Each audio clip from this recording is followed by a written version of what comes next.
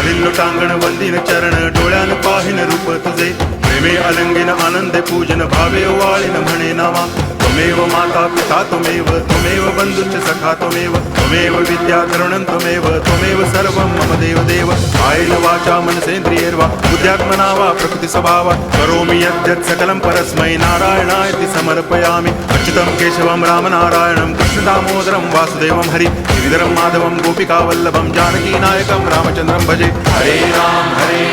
Ram Ram Hare Hare Hare Krishna